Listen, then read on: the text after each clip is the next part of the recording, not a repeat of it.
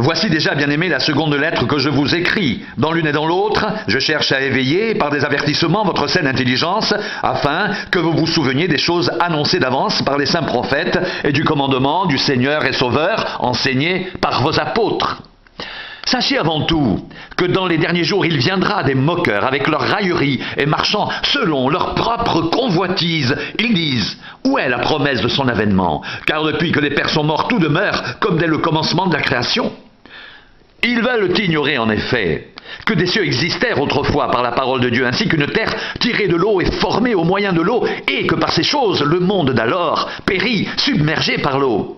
Mais par la même parole, les cieux et la terre d'à présent sont gardés et réservés pour le feu, pour le jour du jugement et de la ruine des hommes impies. Mais il est une chose, bien-aimés, que vous ne devez pas ignorer, c'est que devant le Seigneur, un jour est comme 1000 ans, et 1000 ans sont comme un jour. Le Seigneur ne tarde pas dans l'accomplissement de la promesse, comme quelques-uns le croient, mais il use de patience envers vous, ne voulant pas qu'aucun périsse, mais voulant que tous arrivent à la repentance.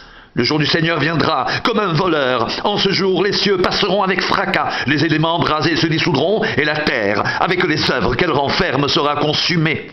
Puisque tout cela est en voie de dissolution, combien votre conduite et votre piété doivent être saintes. Attendez et hâtez l'avènement du jour de Dieu, jour à cause duquel les cieux enflammés se dissoudront et les éléments embrasés se fondront.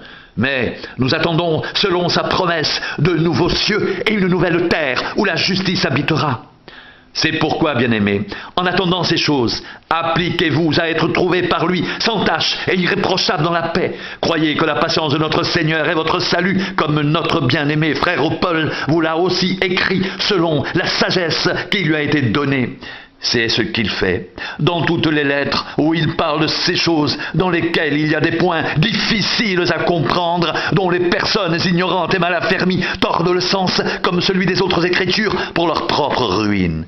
Vous donc, bien-aimés, qui êtes avertis, tenez-vous sur vos gardes de peur qu'entraînés par l'égarement des impies, vous ne veniez à déchoir de votre fermeté, mais croissez dans la grâce et dans la connaissance de notre Seigneur et Sauveur Jésus-Christ. À lui soit la gloire maintenant et pour l'éternité. Amen.